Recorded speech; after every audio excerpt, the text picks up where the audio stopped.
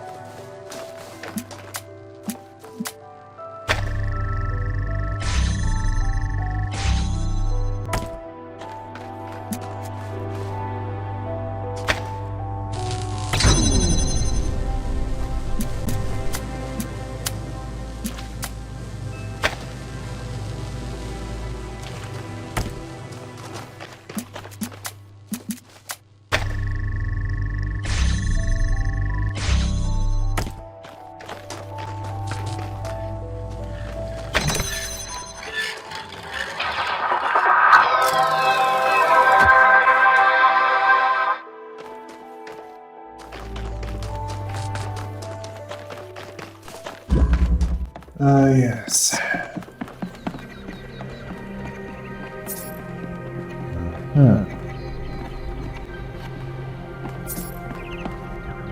Yeah. This is certainly giving me an idea of what Athena went through in order to release the others.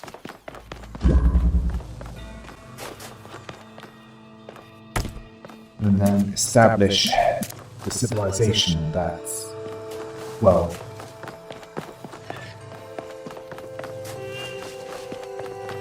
exists now.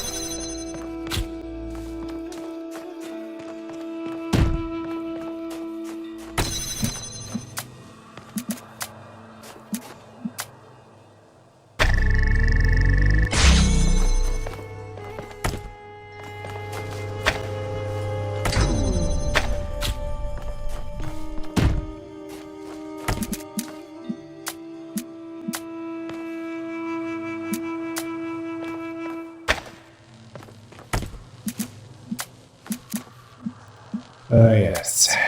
It works best with that.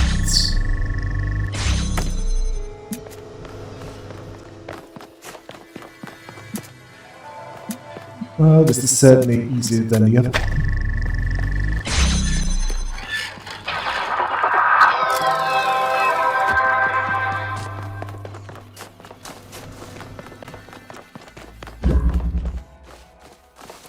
Oh yes, that's what these smaller domes.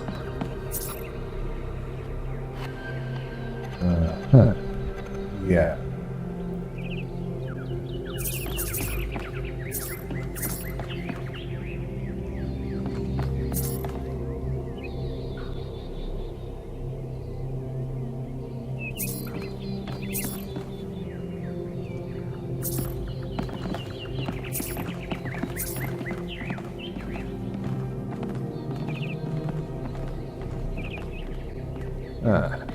Yes.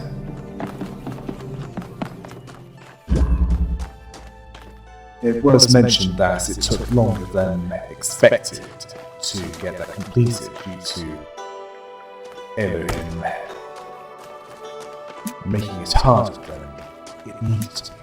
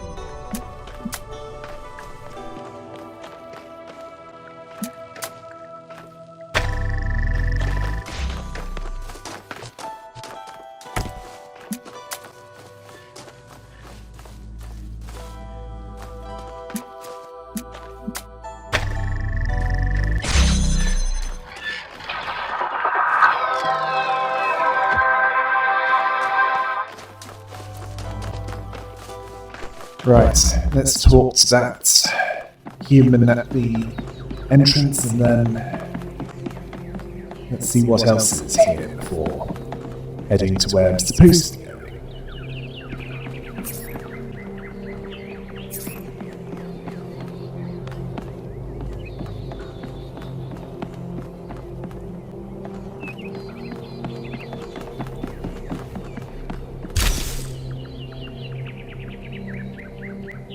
Greetings.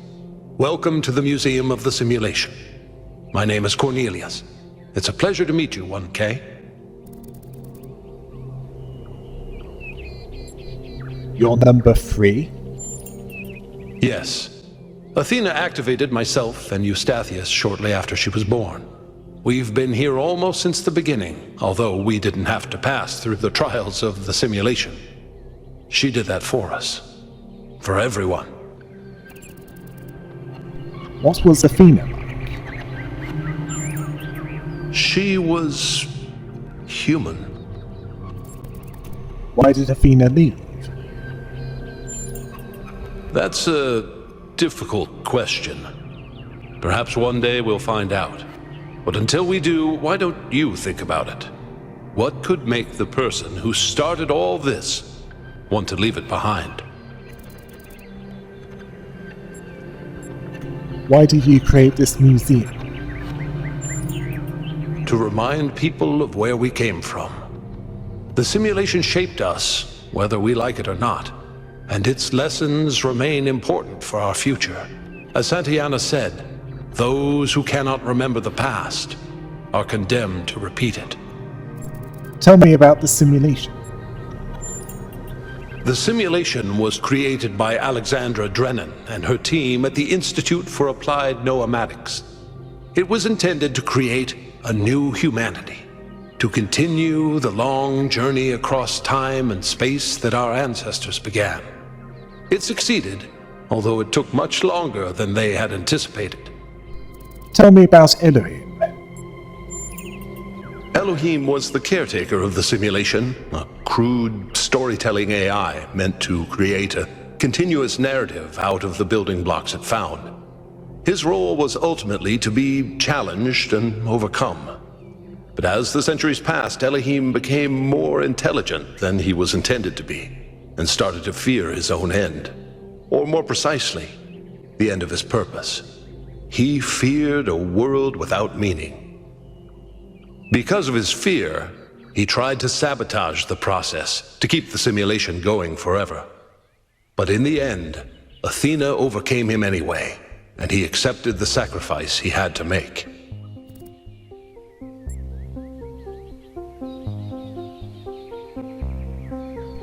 But I heard him in my dreams. That's right. We all do. He's part of our operating system now, and as long as we exist, he will always have a purpose. Tell me about Milton. The MLA, or Milton Library Assistant, was another simple AI meant to be in charge of the archive. He, too, grew beyond his original programming, although he ultimately embraced a more cynical view of the world. He and Elohim formed a sort of dialectical binary that Athena had to overcome. What happened to Milton in the end? No one really knows. Some believe that he was uploaded to the gold disc and that he's the reason we're just as flawed as our ancestors. Others believe Athena destroyed him. What do you believe? I believe he was uploaded, but I don't know whether it was because Athena chose to upload him or because he was already too entangled with the process not to be uploaded. Although Athena and I were very close, we didn't talk very much about that part of her life. She preferred to focus on the future. I'd like to know more about puzzles. Puzzles were a key feature of the simulation, based on Alexandra Drennan's belief that intelligence is closely related to play. Our puzzles here in the museum are replicas of those in the simulation, and although they are not quite as grand, I do think they are charming in their own way. Who are the archive scholars? As the name suggests, the archive scholars study the archive, a repository of all ancient human knowledge. Some of them also study what remains of the simulation, trying to extract more information about the process that created us. Are you their leader? Me? No. My brother, Eustathius, used to occupy that position, but these days he's retired. Rand is in charge of the archive scholars now. You can find him in the room to the left of the next hall. He's an interesting thinker, but I would suggest taking some of his ideas with a grain of salt. What was Gehenna? Gehenna was a community created inside a prison in the simulation, where Elohim would exile those minds he considered a threat to the process. In the last moments of the simulation, he repented of his sins and had the prisoners freed to become part of the gold disc. Some small part of them may survive inside you. Thank you, that's all.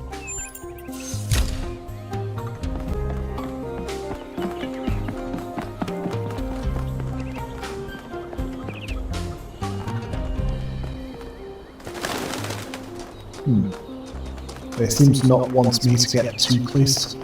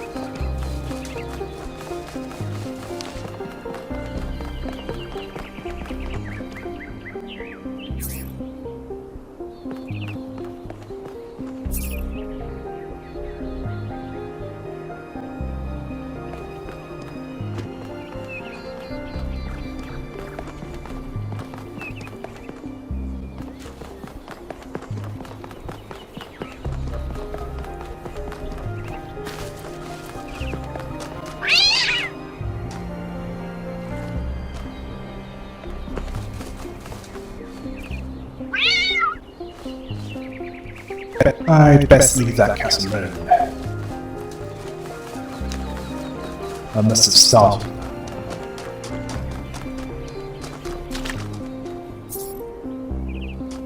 Be there. Can't go there. That might be worth looking into. Hey.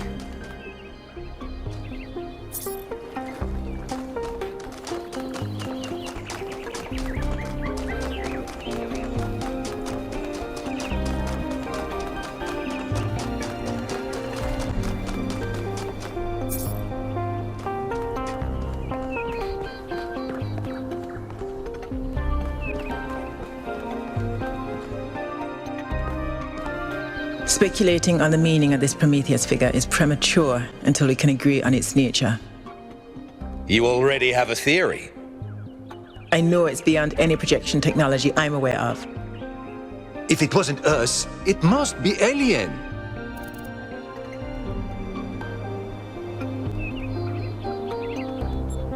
It's unlikely. Just because you haven't seen them doesn't mean they aren't there. Let's not get ahead of ourselves. 1K, we'd appreciate your thoughts on this. Now we've achieved the goal, fresh perspectives like yours will be increasingly hard to come by. I'd love to get a quote from you for this evening's newsletter. Speculation aside, 1K, is there anything we can know for sure about this Prometheus?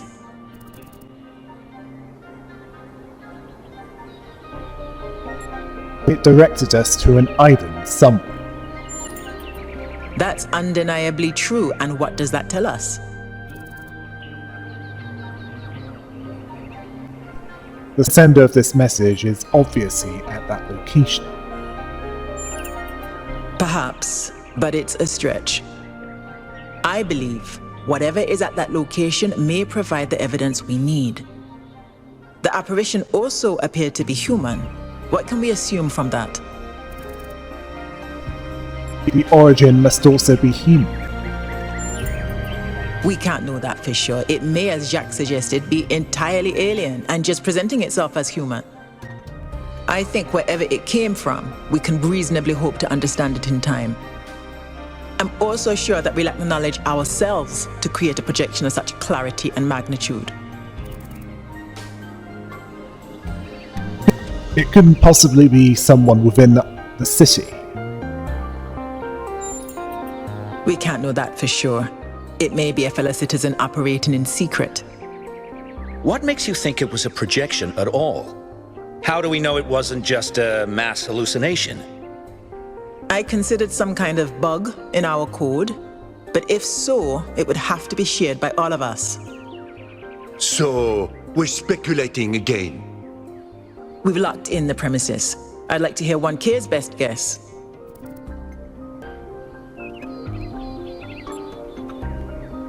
I don't think one of us is behind all this.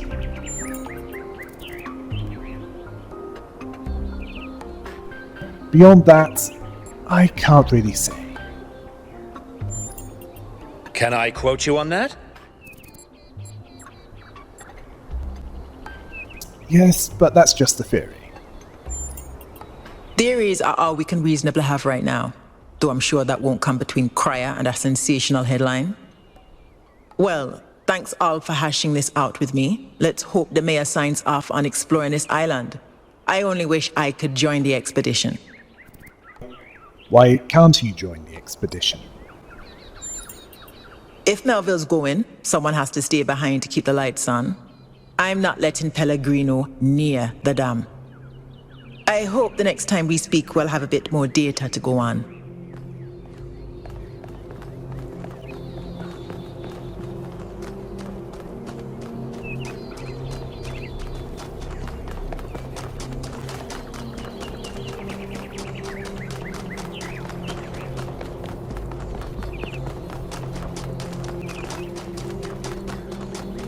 Hey.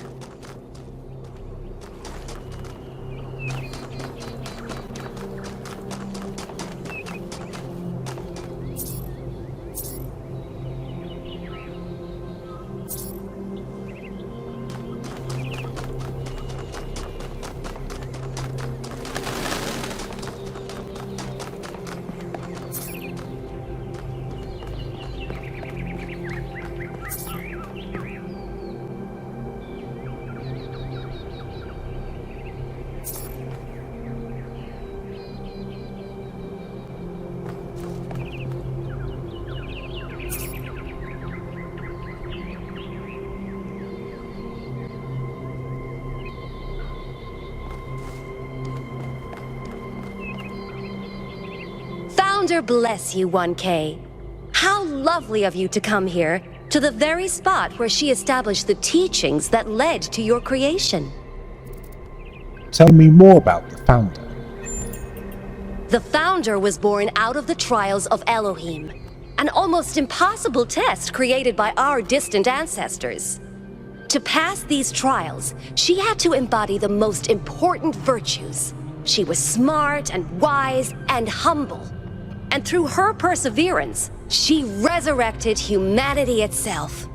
With the help of the first companions, she founded this city, which has given our species a chance at redemption. Who were the first companions? They were the first to be born after the founder. 2 whose bodies had been anointed by our ancestors, and 10 who were made whole by the founder herself. They are the wisest of us. Though sadly, some were lost in the early days, before New Jerusalem was built. And some, I'm afraid, some seem to have rejected the founder's teachings. What did the founder teach? The founder taught that humanity was destroyed by its hubris. Our ancestors thought they could play God and treat this planet as something to dominate. They surrendered to a fever of growth and extraction until the planet finally punished them for it. That's why the founder created the goal. So we would have something to strive for in her absence, but also a limit we must never pass. Why did the founder leave? That's not for us to know. But I believe that one day she will return. It may not be long now. Perhaps after we finish the dome. It was supposed to be finished before completion day. Well, it doesn't matter. The founder will return when she sees fit. I have to get going. Happy completion day, 1K.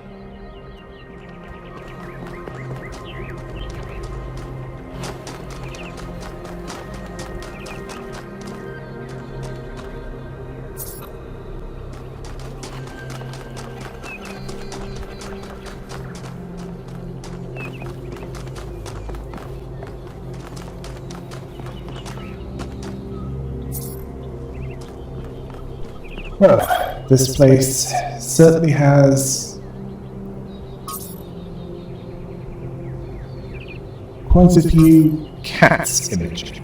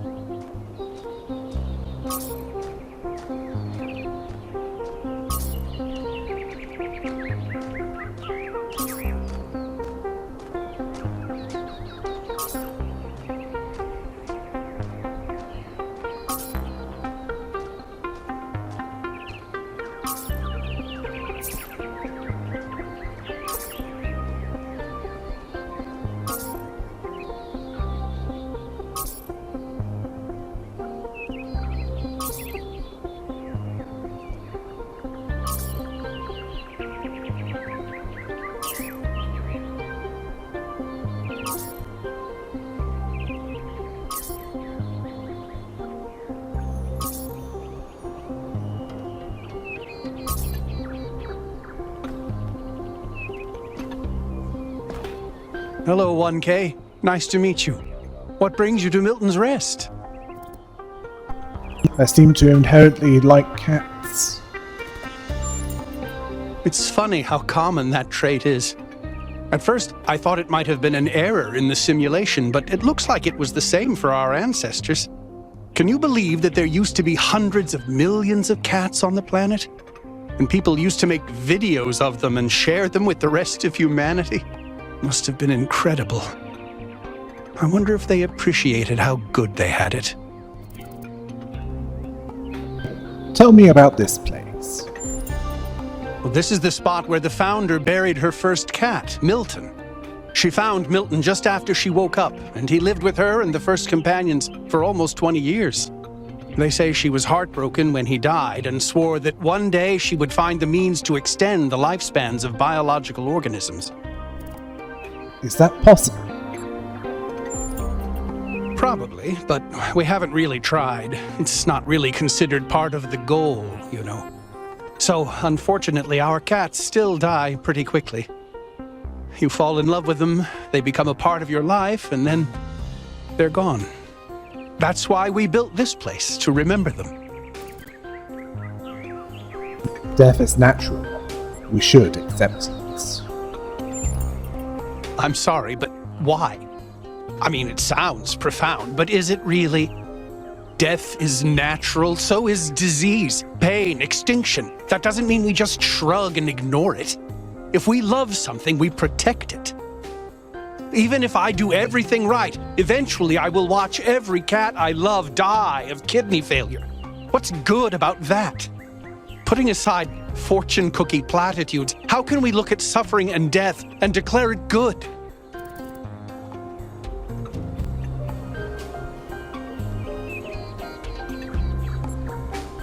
Death gives life more value. Does it, though? Or is that something our ancestors told themselves because they were afraid to die? Because I've lived longer than most ancients did, and I still have tons of things I'd like to do. And a cat can sleep and eat and play forever. Isn't that a beautiful thought?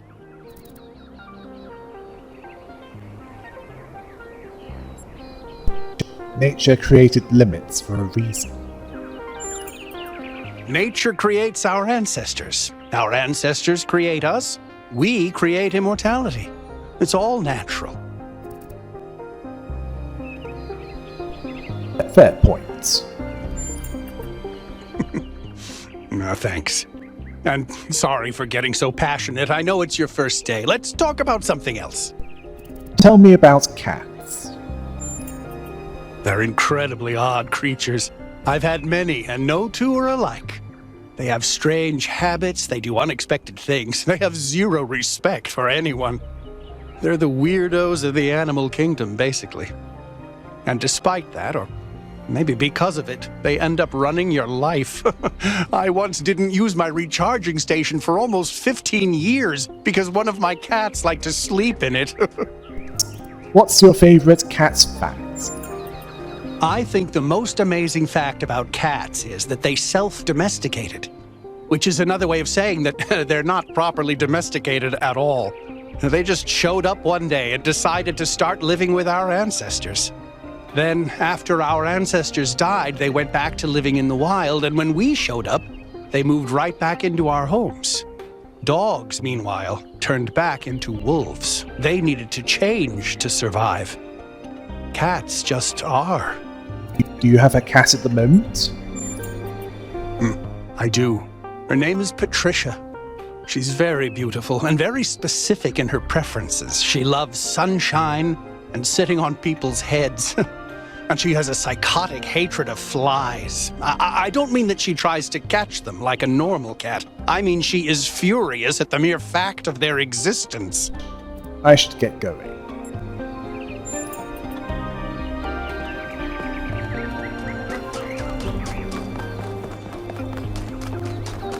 Founder bless you.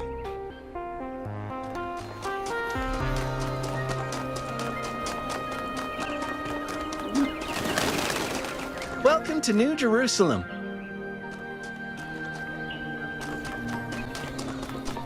Right, I've been everywhere that I can go, so only one thing left to take care of, and that is to head to where I need to be going. That's island.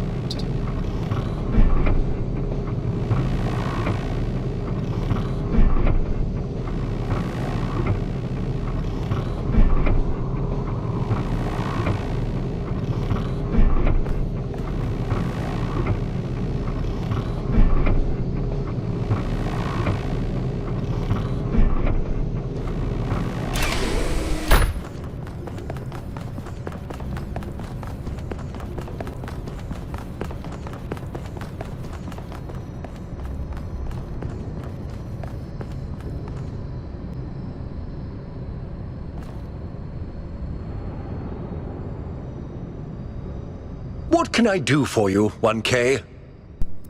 How did you decide to become involved in politics? It was a time of great uncertainty. The founder had left us, and our society was at a crossroads. History teaches us that during such times, terrible passions may seize the people. Madness, anger, revolution, civil war. Our fragile city could not afford such things. That is why the founder gave us the goal, a path to equilibrium, not only for the planet, but for ourselves. I merely picked up where she left off. How do you feel about Byron? He is one of the first companions, and as such has done more for our city than you or I ever will. I simply wish he could be more reasonable. What's your vision of the future?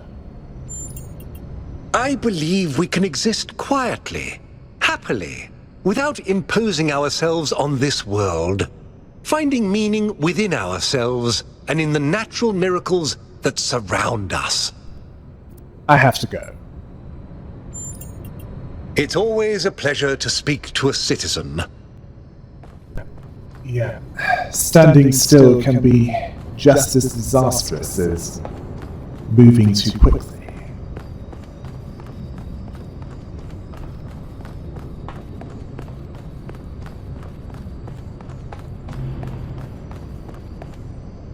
So, what's the verdict? Are we going? Yes, this is an opportunity we can't pass up. I guess Byron was pretty convincing, hmm? Well, we'll see. I just wonder how much of the city is going to fall apart while I'm gone. Actually, we haven't been formally introduced. I'm Melville, New Jerusalem's only decent engineer. Saved you from the elevator. Nice to meet you. People call me 1K. Pleasure. Now let's get this show on the road. You ready to go?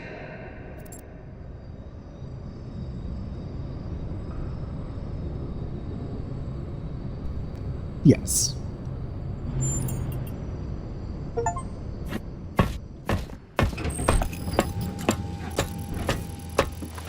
Here we go. Hold on to your hats. We really need to update those language libraries. Thank you for coming along, everyone. We have a chance to make a real difference here. It's not just about what we find on that island. It's about who we want to be, as a people, as a civilization. to remind ourselves that we used to be wanderers, explorers. We used to yearn for distant shores and dream of building new cities. Let's see if we can rekindle that flame a little. All right, this is going to be a long journey, so I would like to ask you to switch to sleep mode to conserve power until we arrive at the island. Nighty-night.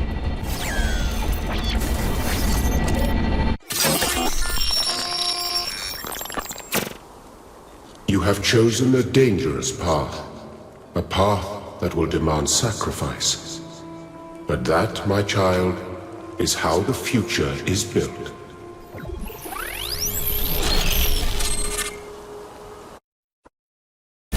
Wakey, wakey, robot people. Say goodbye to Elohim and say hello to the mysterious island. Status report, please. We hit some headwinds over the ocean, so fuel consumption turned out a bit higher than expected, but we should be okay. We're approaching the center of the island now.